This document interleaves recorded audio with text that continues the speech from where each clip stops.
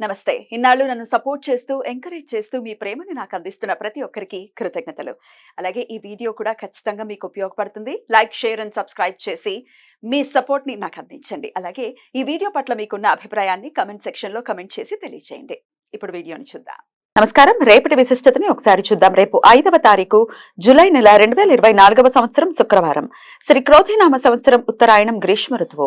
రేపు జ్యేష్ఠమాస బహుళపక్ష అమావాస్య తిథి రాత్రి 4:26 వరకు. తదుపరి ఆషాఢ శుక్లపక్ష పాడ్యమి తిథి. ఆరుద్ర నక్షత్రం రాత్రి 4:06 వరకు. తదుపరి పునర్వసు నక్షత్రం. ధ్రువం యోగం రాత్రి 3:49 వరకు. తదుపరి వ్యాఘాత యోగం. చతుష్పాద కరణం సాయంత్రం 4:38 వరకు. నాగవ కరణం రాత్రి 4:26 వరకు.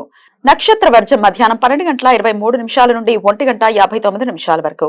అమృతకాలం సాయంత్రం 6:01 నుండి రాత్రి 7:38 వరకు. హైదరాబాద్ ప్రాంతం వారికి రేపు సూర్యోదయం ఉదయం 5:47 సూర్యాస్తమయం సాయంత్రం 6:55 చంద్రోదయం లేదు.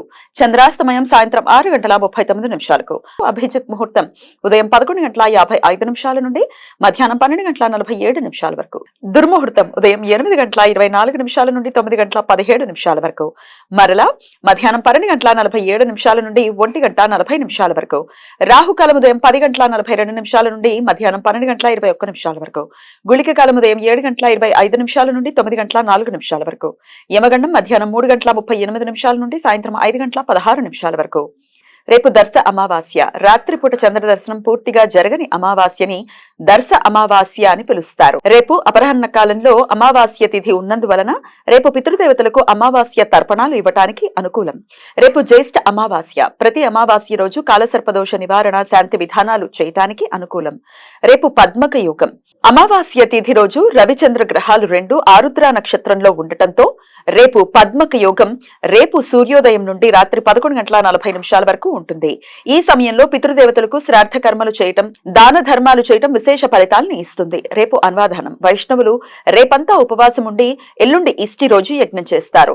నెరయన రవి పునర్వసు నక్షత్రంలో రేపు రాత్రి 11:40 ప్రవేశిస్తాడు. అప్పటి నుండి పునర్వసు కార్తె ప్రారంభమవుతుంది. శుక్రవారం పునర్వసు నక్షత్ర కలయిక ఉండటం చేత సర్వార్థ సిద్ధి యోగం రేపు రాత్రి 4:06 నుండి ఎల్లుండి సూర్యోదయం వరకు ఉంటుంది. ఈ సమయంలో నూతన వ్యాపార ప్రయత్నాలు చేయడానికి, కొత్త పనులు ప్రారంభించడానికి, నూతన ఔషధాలు వాడటం ప్రారంభించడానికి అత్యంత అనుకూలం. ఈ సమాచారాన్ని మనకు అందించిన వారు మేడికొండూరు విశ్వనాథ్ ప్రసాద్ గారు. ఆయనకు కృతజ్ఞతలు తెలియజేస్తూ శివస్మరణతో సమస్త సన్మంగళాని భవంతు. నమస్కారం.